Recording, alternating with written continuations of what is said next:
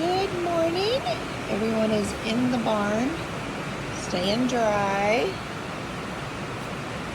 Thomas is doing his normal cribbing. Everybody has lots of hay this morning, trying to keep them occupied. Bucky's favorite day. He hates the rain. I got Velvet and Angel in here. They hate being in a stall. It is not their favorite thing.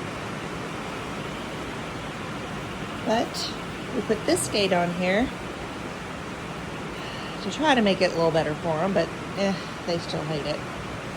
And we got Miss Nibbles over here just munching away. Good morning, Miss Nibbles. She actually loves the rain. She'll be out anyway if I let her go. Anyway, hope you all have a great Friday. We need this rain. Please like and subscribe.